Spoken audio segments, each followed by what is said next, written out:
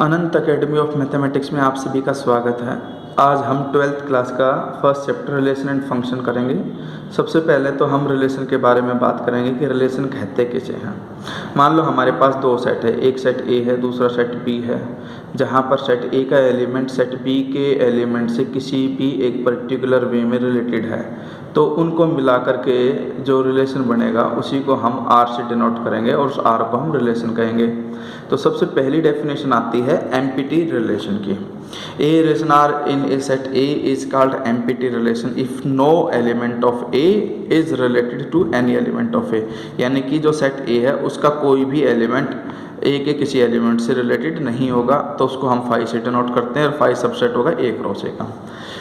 और डेफिनेशन 2 आती है यूनिवर्सल रिलेशन की। A relation R in a set A is called universal relation if each element of A is related to every element of A. यानी कि जो set ए है उसका हर एक एलिमेंट ए के एवरी एलिमेंट से रिलेटेड होगा और उसको हम डिनोट करेंगे R is equal to A cross A. Both the empty relation and the universal relation are sometimes called trivial relation. यानी कि इन दोनों को हम ट्रिवियल रिलेशन भी बोल देते हैं। एग्जाम्पल 1 दिया है, let A be the set of all students of a boys school, show that the relation R in A given by R is equal to A comma B, A is sister of B is empty relation. सबसे पहले तो आप इसको देखो कि empty relation क्यों है। जब स्कूल बॉयज स्कूल है तो सिंपल सी बात है, उसमें कोई गर्ल नहीं होगी, और अगर गर्ल नहीं होगी तो किसी भी बॉय की कोई सिस्टर वहाँ नहीं पड़ेगी, इसीलिए ये एम्पिटी रिलेशन कहलाएगा। क्योंकि इसने बोला है ए इज सिस्टर ऑफ बी। अब स्कूल बॉयज है तो कोई गर्ल नहीं होगी, कोई गर्ल नहीं होगी तो सिस्टर भी नहीं होगी, सिंपल सी बात है। एंड सेकेंड केस में कहता है R dash A comma B, the difference between the heights of A and B is less than 3 meters. 3 meters का जो डिफरेंस है वो काफ़ी बड़ा होता है हाइट्स के मुकाबले में। तो किन्हीं भी दो बच्चों की हाइट के जो डिफरेंस है वो आपका 3 मीटर से लेस ही रहना है। इसीलिए इन्होंने ये लिखा है कि R dash is equal to A cross A, क्योंकि हर एक स्टूडेंट का स्टूडेंट साथ पेयर बनाओगे और उनकी जो हाइट का डिफरेंस है वो ऑटोमेटिकली लेस देन 3 मीटर ही रहना है। इसलिए मतलब जितने भी स्टूडेंट्स हैं उसके अंदर वो सारे किसी ना किसी से रिलेट हो जाएंगे और इस वजह से ये यूनिवर्सल रिलेशन कहलाएगा। अब डेफिनेशन 3 में हमारे पास ये 3 चीज़ें आती हैं, रिफ्लेक्सिव, सिमेट्रिक और ट्रांजिटेटिव। सबसे पहले तो रिफ्लेक्सिव को आप समझो कि रिफ्लेक्सिव होता क्या है। रिफ्लेक्सिव से हमारा मतलब होगा कि खुद जो है खुद से रिलेटेड होना चाहिए, जैसे कि a comma a related to a. सबसे पहले तो a comma a belongs to R for all a belongs to A. यानी कि जो सेट ए है उसका हर मेंबर खुद के साथ रिलेटेड होना चाहिए, तो हम उसे क्या कहेंगे, रिफ्लेक्सिव। ठीक है। सेकंड जो केस आता है वो सिमेट्रिक का आता है, सिमेट्रिक रिलेशन। इसका मतलब ये है कि अगर ए कोमा बी आर से बिलोंग करता है तो विच इम्प्लाइज करके इंटरचेंज करके वो भी किससे बिलोंग करना चाहिए, आर से। और थर्ड कंडीशन आती है ट्रांजिटेटिव की। इसमें क्या होता है कि मान लो आपके पास 2 पेयर दे दिए, एक ए कोमा बी और एक बी कोमा सी, जो आर से बिलोंग करता है। तो हमें बस ये प्रूफ करके दिखाना है कि ए कोमा सी भी बिलोंग करता है आर से, कि भाई अगर ए बी और बी सी आर के अंदर है तो ए सी भी आर के अंदर होना चाहिए। फिर उसके बाद एक नेक्स्ट डेफिनेशन आती है इक्विवेलेंस रिलेशन की। इक्विवेलेंस रिलेशन से हमारा मतलब होगा कि आपके पास अगर कोई भी रिलेशन रिफ्लेक्सिव भी है, सिमेट्रिक भी है और ट्रांजिटेटिव भी है, अगर ये तीनों चीज़ें हैं तो आपके पास वो रिलेशन इक्विवेलेंस रिलेशन कहलाएगा। एग्जाम्पल सेकंड को देखिए, इसमें ये क्या कहता है कि T be the set of all triangles in a plane with R, a relation in T given by R is equal to T1 T2, T1 is congruent to T2। यानी कि रिलेशन हमें दे रखा है कि T1 जो है congruent है T2 के। हमें शो करना है कि R is an equivalence relation, यानी कि हमें 3 चीज़ें वेरीफाई करनी पड़ेगी रिफ्लेक्सिव। तो सॉल्यूशन में इन्होंने लिखा कि R is reflexive since every triangle is congruent to itself. अब हमें पता है कि हर एक ट्राइंगल कॉन्ग्रेंट होती है खुद के साथ, तो इसीलिए T1 comma T1 belongs to R for all T1 belongs to R, ठीक है, यानी कि R is reflexive since every triangle is congruent to itself. फिर सेकंड केस में आप ये देखो कि भाई T1 comma T2 belongs to R, ये हम लेकर के चले, इसका मतलब होगा कि T1 is congruent to T2। अब T1 कॉन्ग्रुएंट है T2 के, तो फर्दर एम्प्लॉय करके हम लिखेंगे कि T2 is also congruent to T1। इस वजह से ये T2 T1 belongs to R, hence R is symmetric, क्योंकि इंटरचेंज भी कर देते हैं तो भी वो रिलेशन के अंदर लाई करेगा। भाई T1 कॉन्ग्रुएंट है T2 के, तो T2 भी कॉन्ग्रुएंट है T1 के, इसलिए ये सिमेट्रिक भी हो जाएगा। मोर ओवर फिर अब हम थर्ड केस लेके चलेंगे ट्रांजिटेटिव के लिए, T1 T2 and T2 T3 belongs to R, कि वे R से बिलोंग करते हैं। तो इसका मतलब क्या है कि T1 is congruent to T2 and T2 is congruent to T3, therefore T1 is also congruent to T3, क्योंकि ए जो है पहली जो ट्रायंगल है वो सेकंड वाली ट्रायंगल के कॉन्ग्रुएंट है, सेकंड वाली थर्ड ट्रायंगल के कॉन्ग्रुएंट है, तो first and third will be congruent to each other. Therefore T1 T3 belongs to R, therefore R is an equivalence relation. लिखने का तरीका जैसे इन्होंने सॉल्यूशन में लिख रखा, आप ऐसे भी लिख सकते हो और इस तरह से भी आप इसको लिख सकते हो। सबसे पहले रिफ्लेक्सिव,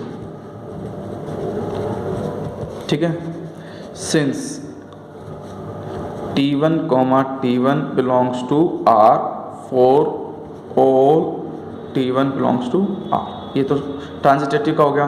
फिर सेकंड केस, फिर T1 T2 belongs to R, इसका मतलब है T1 is congruent to T2, further employ करके T2 कॉन्ग्रुएंट टू T1, इसका मतलब T2 T1 बिलोंग करता है R से, हैंस R इज सिमेट्रिक, ये सिमेट्रिक का केस आ गया। थर्ड केस ट्रांजिटेटिव का होता है, इसमें क्या है कि हम दो केसेस मान करके चलेंगे, T1 T2 and T2 T3 belongs to R, इसका मतलब है T1 कॉन्ग्रुएंट है T2 के एंड T2 कॉन्ग्रुएंट है T3 के, फर्दर एम्प्लॉय करके भाई ये इसके कॉन्ग्रुएंट है और T2 T3 के, तो इसका मतलब T1 कॉन्ग्रुएंट टू T3, इसका मतलब हो जाएगा T1 और T3 belongs to R, hence R is transitive, therefore R is equivalence relation because it is reflexive, symmetric and transitive. उसी तरह से अब हम एग्जाम्पल नंबर 3 को देखेंगे। L be the set of all lines in a plane and R be the relation in L defined as R is equal to L1, L2, L1 is perpendicular to L2, यानी कि relation दे दिया कि जो L1 है वो perpendicular है L2 के। Show that R is symmetric but neither reflexive nor transitive। Simple सी बात है कि ये रिफ्लेक्सिव नहीं होगा, as a line L1 can not be perpendicular to itself, कोई भी लाइन अपने आप के परपेंडिकुलर नहीं होती, इसीलिए ये रिफ्लेक्सिव भी नहीं है। सिमेट्रिक वाले केस में देखो कि अगर L1 और L2 बिलोंग करते हैं R से, तो इसका मतलब कि जो L1 है वो परपेंडिकुलर होगा L2 के। अब L1 अगर परपेंडिकुलर है L2 के, तो इसका मतलब L2 is also perpendicular to L1, क्योंकि एक दूसरे के परपेंडिकुलर होते हैं वो, इसका मतलब L2 L1 belongs to R, R आपका सिमेट्रिक हो गया। लेकिन ये ट्रांजिटेटिव नहीं होगा, क्यों नहीं होगा? क्योंकि अगर L1 L2 के परपेंडिकुलर है, L2 L3 के परपेंडिकुलर है, तो देखो L1 जो है वो L2 के परपेंडिकुलर हो रखी है और जो L2 है वो L3 के परपेंडिकुलर। तो अब L3 और L1 को देखो, क्या आप इन दोनों को परपेंडिकुलर कह सकते? नहीं, क्योंकि ये दोनों आप पैरेलल हैं। तो L1 and L3 are parallel not perpendicular, therefore it is not transitive. Example 4 में ये है, show that the relation R in the set 1 2 3 given by R is equal to में 1, 1 2, 2 3, 3 1, 2 2, 3 is reflexive but neither symmetric nor transitive. भाई ये reflexive तो है लेकिन ट्रांजिटेटिव और सिमेट्रिक नहीं है। सिंपल सी बात है भाई, सेट ए के अंदर से 3 एलिमेंट है 1 2 3 और 1 1 2 2 3 3 तीनों एलिमेंट आर के अंदर है, हर एलिमेंट खुद से रिलेट हो गया, इसका मतलब ये रिफ्लेक्सिव है। फिर R is not symmetric because 1,2 belongs to R but 2,1 not belongs to R, therefore it is not symmetric. Similarly transitive को हम चेक करेंगे भाई 1 related to 2 and 2 related to 3 but 1 related to 3 not belongs to R, hence it is not transitive. फिर example 5 आता है, show that the relation R in the set Z of integer given by R is equal to में A, B and 2 divides A minus B, यानी कि relation ये दे दिया कि A और B के बीच में कि उनके डिफरेंस को 2 डिवाइड करेगा और हमें ये इक्विवेलेंस, तो हम कहेंगे कि R is reflexive as 2 divides A minus A 0 होता है और 0 को हम 2 से डिवाइड कर सकते हैं और A की जगह पे आप कोई भी इंटीजर रखोगे सेम कंडीशन 0 की आएगी, तो आप लिखना कि R is reflexive as 2 divides A minus A for all A belongs to Z, hence it is reflexive. फिर if A, B belongs to R it means 2 divides A minus B.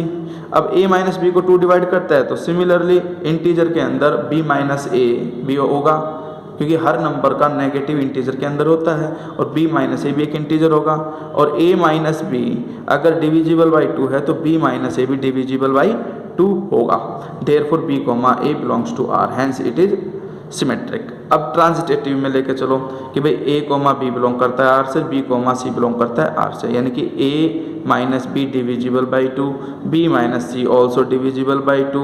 अब कोई भी दो नंबर जो 2 से divisible हो अगर हम उनका सम कर दें तो वो भी डिविजिबल बाई 2 होता है, जैसे कि 4 2 से डिवाइड है, 8 2 से डिवाइड है, 8 + 4 12 आएगा, 12 इज ऑल्सो डिविजिबल बाई 2। और A माइनस सी को मैं ऐसे लिख सकता हूँ A माइनस बी प्लस में B माइनस सी, ताकि B से B कट कर A माइनस सी आ जाए। अब ये भी इवन है, ये भी इवन है, सम भी इवन आएगा और every even number is divisible by 2, therefore A minus C is divisible by 2। This shows that R is transitive, hence R is an equivalence relation in Z। ये एग्जाम्पल 5 फिनिश हो गया यहाँ पर। इसके बाद हमारे पास आता है एग्जाम्पल नंबर 6।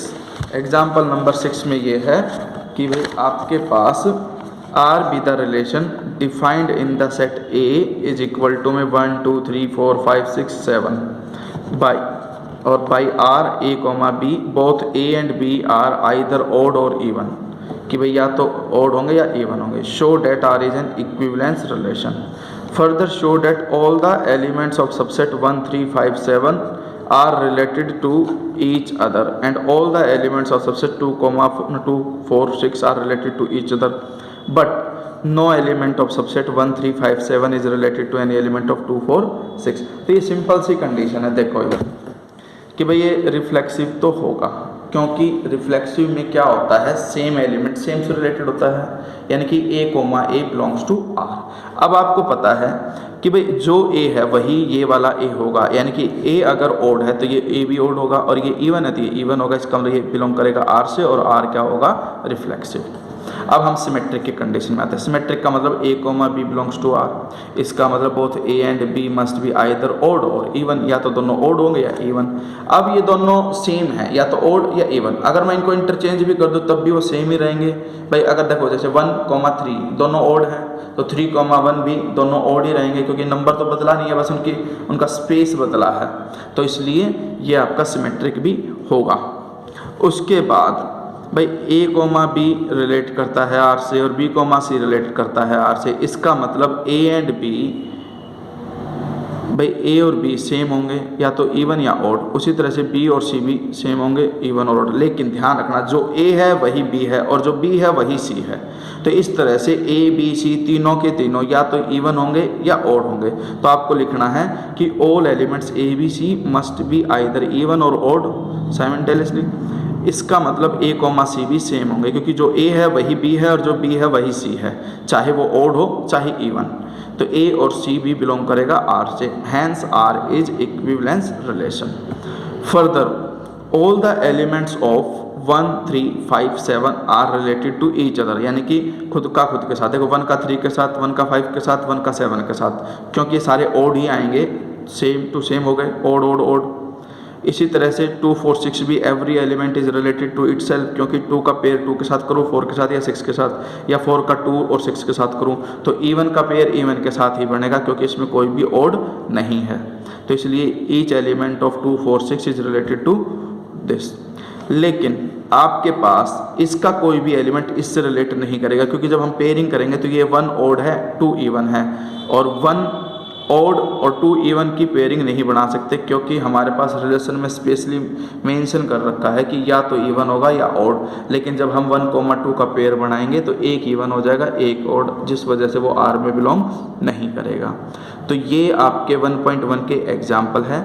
नेक्स्ट वीडियो में मैं आपके पास 1.1 की कंप्लीट सॉल्यूशन लेकर के आऊँगा। पहले आप सारी डेफिनेशंस और इसके एग्जाम्पल्स को अच्छे से रिवाइज कर ले, क्योंकि जब तक आपका बेसिक कॉन्सेप्ट क्लियर नहीं होगा आपको आगे सवाल करने में प्रॉब्लम आएगी। तो पहला काम है आप बेसिक कॉन्सेप्ट को बहुत अच्छे से क्लियर करें। अनंत अकेडमी ऑफ मैथमेटिक्स को सब्सक्राइब करें, लाइक करें, शेयर करें, और आपको कोई कॉन्सेप्ट समझ आया है या नहीं आया उसको लेकर के आप कमेंट करें।